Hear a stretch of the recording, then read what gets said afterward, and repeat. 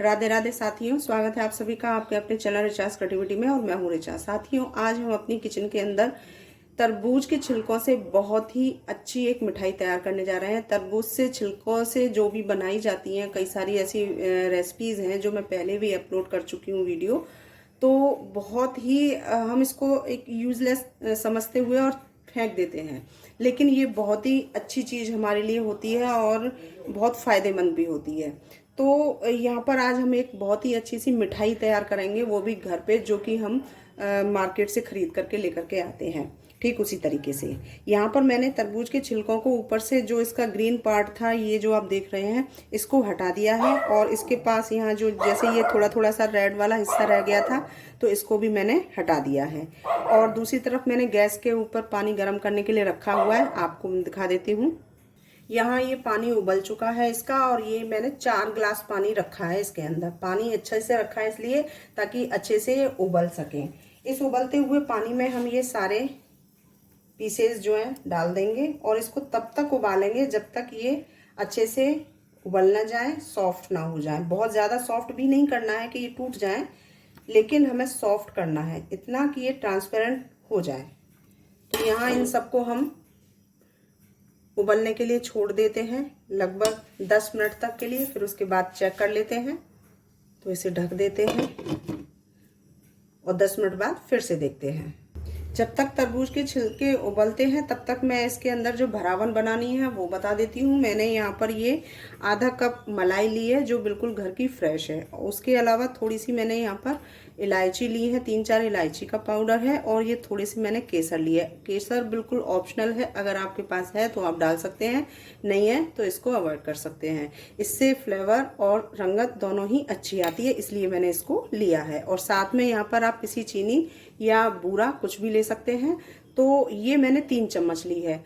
अब इसको मीठा आपको अपने हिसाब से कम ज़्यादा जितना भी रखना है उतना आप यहाँ पर ले सकते हैं। मैंने यहाँ पर 3 चम्मच जो है बूरा लिया है। तो इन सबको इसके अंदर मिक्स करके मैं इसको अच्छा सा एक पेस्ट तैयार कर लेती हूँ। इसकी जगह, मलाई की जगह, आप यहाँ पर अगर आपके पास मावा है तो आप मावा भी रख सकते हैं। तो यहाँ हमने इसको ये मिक्स करके रख दिया है। और थोड़ी देर इसी तरीके से जब ये रहेगा तो केसर अपना रंग छोड़ देगी और इसका अच्छा सा कलर एक आ जाएगा। इसको हम एक तरफ रख देते हैं। दूसरी तरफ हमको एक चाशनी तैयार करनी है, तो उसके लिए हम अलग चलते हैं गैस के ऊपर। यहाँ पर हमने गैस के ऊपर एक पैन रखा हुआ है और इसमें ये हम चीनी डाल देते हैं 1 कप, और इसी के आधार से हमें पानी डालना है। तो 1 कप ही यहाँ पर पानी डाल देते हैं और इसको हम चला लेते हैं। इसकी चाशनी हमें एक तार की या इस तरीके से नहीं करनी, जिस तरह से गुलाब जामुन की होती है केवल चिपचिपाहट वाली, उसी हिसाब से हमें केवल करनी है। तो ये चीनी थोड़ी सी मेल्ट हो जाए और उसके बाद हल्की सी चिपचिपाहट आ जाए, यानी कि 1-2 उबाल इसके अंदर आ जाए, इतनी हमें ये चिपचिपी रखनी होती है। तो इसको हम बना लेते हैं। अगर आप मलाई में इसमें वो नहीं डालना चाहते, केसर या इलायची, तो आप इस चाशनी के अंदर भी डाल सकते हैं ताकि रंगत अच्छी आ जाए। और वो रंगत इसके छिलकों के अंदर भी जाएगी अगर चाशनी में डालेंगे तो, और मलाई के अंदर डालते हैं तो वो अंदर भरावन में ही रह जाती है। तो मैं हल्की सी केसर इसके अंदर चाशनी में भी डाल दूंगी और थोड़ी सी इलायची भी इसके अंदर डाल दूंगी। इधर ये चाशनी हो गई है हमारी। ये देखिए, हम देखते हैं तो बहुत ज़्यादा तार खींचने वाली नहीं है, केवल हमें चिपचिपाहट चाहिए, वही चीज़ इसके अंदर है। तो हम गैस फ्लेम को बंद कर देते हैं और दूसरी तरफ अपना तरबूज के छिलकों को देखते हैं।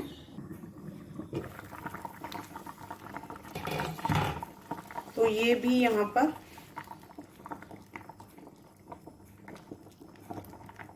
हल्का सा देखते हैं तो ये हो चुका है। बहुत ज़्यादा हमें इनको गलाना नहीं है, क्योंकि अभी ये चाशनी में जाएंगे तो वहाँ भी पानी इसका सोख होना है। तो इसलिए हम देखें तो एक चाकू या फोक किसी से भी आप देखें, या चम्मच से या हाथों से ही आप देख सकते हैं इस तरीके से कि ये कितना गल रहा है।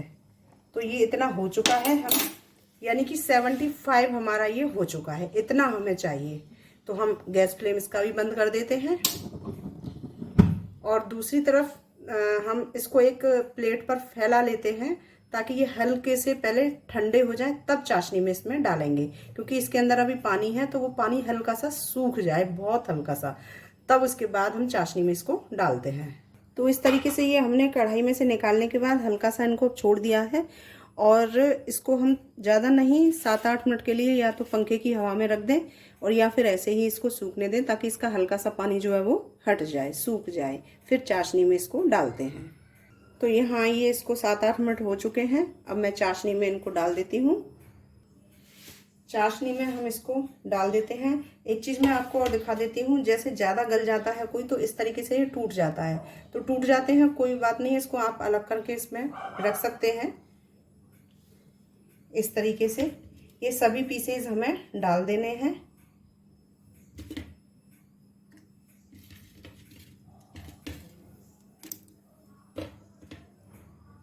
और गैस फ्लेम वापस ऑन करना है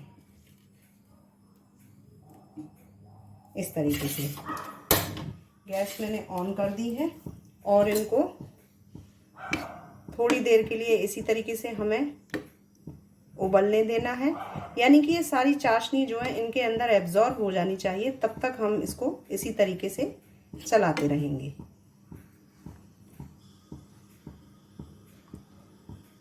दो तीन बार पलटना है, ज़्यादा नहीं, क्योंकि 75 हमारे ये कुक हो चुके हैं और 25 हमारे रह गए हैं। तो इस तरीके से हम ज़्यादा अगर इनको चलाएंगे तो ये टूट जाएंगे। इसमें अभी हम इसको लगभग 5 से 7 मिनट तक हम इसको इसी तरह से कुक होने देना है ताकि एक तरफ चाशनी इसकी जो है एब्जॉर्ब हो सके। फिर उसके बाद 7-8 मिनट बाद हम इसको पलट देंगे और फिर से कुक होने देना है। इस तरीके से हमें 2 से 3 या 4 बार इसको पलटना है। तो अभी होने देते हैं। अब यहाँ पर ये देखिए आप, ये झाग इसमें आ रहे हैं, तो यानी कि ये चाशनी हमारी अच्छे से होने वाली है, हो चुकी है लगभग। थोड़ी सी देर और करना है। इस बीच मैंने इसको केवल 2 बार और इसको पलट दिया था और अब ये तीसरी बार मैं इसको पलट रही हूँ। इससे ज़्यादा हम नहीं करेंगे। आप ये समझें कि इसके अंदर ये झाग उठ रहे हैं, चाशनी हार्ड हो जाएगी, तो ऐसा बिल्कुल नहीं होगा, क्योंकि ये तरबूज के छिलके हैं, इनके अंदर नमी जो है वो हमेशा रहती है। तो इस वजह से ये हार्ड नहीं हो सकता। इस चीज़ का आप ध्यान रखें।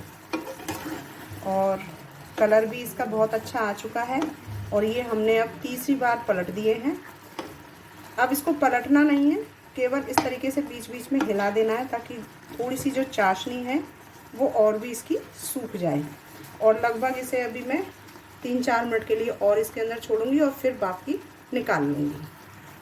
अब इतना ये हो चुका है और मैं गैस फ्लेम बंद किए देती हूँ और इसको हल्का सा पलट करके हिला करके और इसी तरीके से छोड़ देते हैं।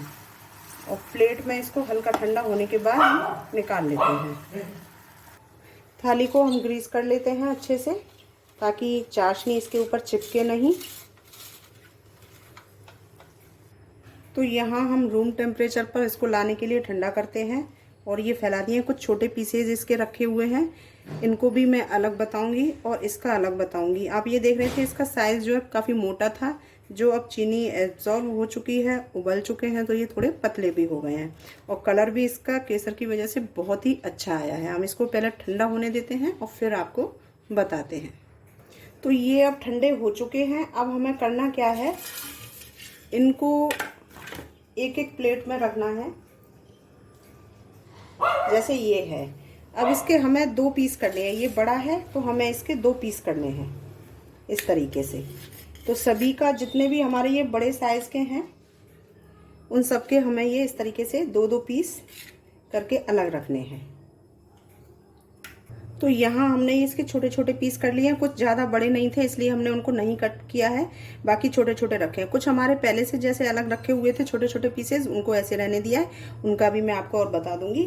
तो यहाँ पर हमें सबसे पहले क्या करना है, एक अलग प्लेट में ले लेते हैं और जैसे हमने एक पीस ये लिया, एक पीस के ऊपर ये जो हमारी फिलिंग थी, अगर ये आपकी फिलिंग थोड़ी सी पतली लगे मलाई की वजह से या मावा होता है तो बहुत अच्छी बात है, नहीं है तो आप मलाई से भी बना सकते हैं। अगर ये लगता है कि फिलिंग इसकी पतली है तो आप इसके अंतर्गत थोड़ा सा कोई भी ऐसा जैसे ड्राई फ्रूट्स हैं या आपके मखाने हैं तो उनको पीस लीजिए, वो आप डाल सकते हैं। मेरे पास थोड़े से तिल और मखाने थे, मैंने उसको पीस लिया है और यहाँ पर डाल लिया है।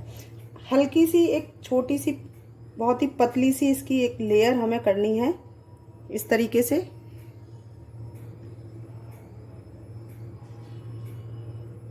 ऐसे, और इसको इस तरीके से रोल कर दीजिए। जो एक्स्ट्रा निकलेगा हम बाद में भी हटा सकते हैं। इस तरीके से इसको रोल कर दीजिए। जो एक्स्ट्रा है उसको हटा दें, जितनी आवश्यकता इसके अंदर होगी वो अपने आप ही इसको छोड़ देगा, और बाकी इसको ऐसे ही छोड़ दीजिए। अब इसको रोकने के लिए हम क्या करते हैं कि एक लौंग लेते हैं। इस तरीके से हमने एक लौंग ली है ये, और इस लौंग को इसके अंदर डाल देते हैं ताकि ये बाहर ना निकले, इस तरीके से।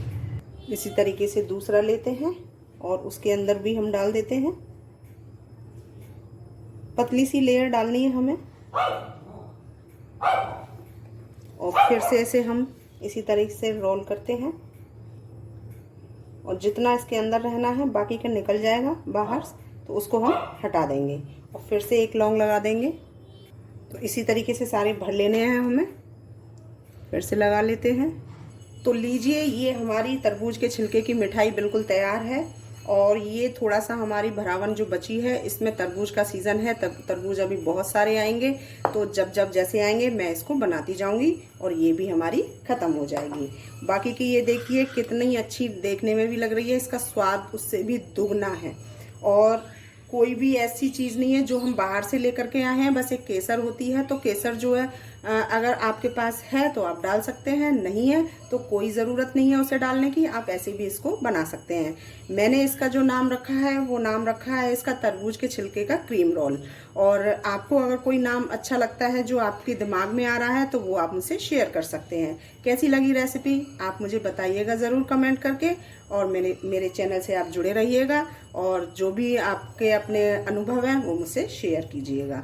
वीडियो देखने के लिए आप सभी का बहुत बहुत धन्यवाद। नमस्कार।